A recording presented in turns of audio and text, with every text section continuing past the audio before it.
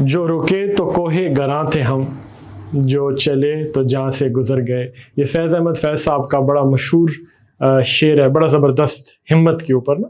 جو رکے تو کوہ گراں تھے ہم، جو چلے تو جہاں سے گزر گئے. میں اس وقت شعر کی تشریح نہیں کروں گا، لیکن فیض احمد فیض صاحب جو تھے وہ اپنے وقت کے بڑے میورک، ان کو سمجھا جاتا تھا کہ اپنے وقت کے بڑے میورک ہیں.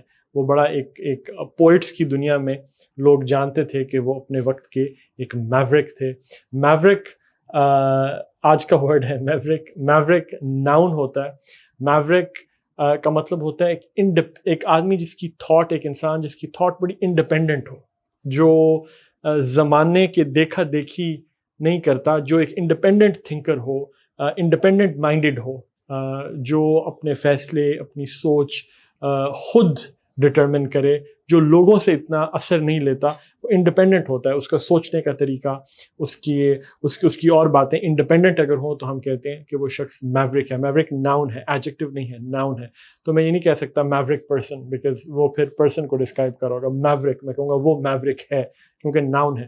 تو فیض احمد فیض صاحب جن کے نام سے پاکستان پورا واقف ہے، ہم اس کو اگر سینٹنس میں یوز کریں تو میں یہ کہہ سکتا ہوں کہ فیض احمد فیض صاحب was known as a maverick اور is known as a maverick of his time. اپنے وقت کے، اپنے زمانے کے وہ سمجھے جاتے تھے کہ ایک بڑے ایک انڈیپینڈنٹ مائنڈڈ آتھر ہیں. تو اس لیے ہم انہیں کہہ سکتے ہیں کہ he was a maverick of his time. Word ہے انگلش کا میورک. میورک ناؤن ہے جس کا مطلب ہوتا ہے انڈیپینڈنٹ تھنکر، ایک انڈیویجولسٹ، ایک شخص جو اوروں سے اثر نہیں لیتا، اس کی سوچ ہر چیز انڈیپینڈنٹ ہوتی ہے.